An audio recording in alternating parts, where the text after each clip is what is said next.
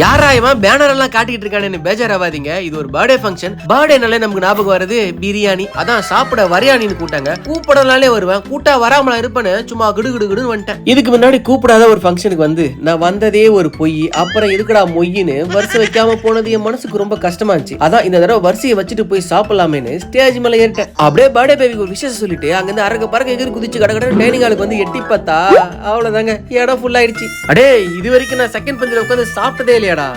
கொஞ்சம் திருந்தலாம் நினைச்சேன், தப்பா போச்சு. ஓகேன்னு கிடுகிடு உள்ள போய் செகண்ட் பந்திக்கு எல்லாம் கரெக்டா இருக்கான்னு செக் பண்ண அந்த தம்பி என்ன எல்லாம் நிறையவே இருக்குண்ணே போன பயப்படாம போய் உட்காந்து சாப்பிடான்ட்டாப்ல. இதோ பாரா எது மிஸ் ஆனாலும் ரொம்ப அப்செட் ஆயிடுவேன்னு அப்படியே அள்ளி அமுக்க ஆரம்பிச்சிட்டேன். சும்மா சொல்லக்கூடாது, பிரியாணி சும்மா சூப்பரா இருந்துச்சு. என்னடா சாப்பிட்டு முடிச்சு யாருக்கா கால் பண்றேன்னு பாக்குறீங்களா? வேற யாருக்குல்ல, அந்த ஃபங்க்ஷன் நடத்துற தம்பிக்கு தான். நாளையோட புரட்டாசி ஸ்டார்ட் ஆகுது, அதான் ஆசை தீர அள்ளி அமுக்கலாமேன்னு சும்மா லெக் பீஸோட ஒரு பிளேட் எதுனா சொல்லிக்கிறேன். எப்படி போதும்டா, இது போதும், ஒன்னு ஒரு மாசத்துக்கு தாக்கு பிடிக்கும்.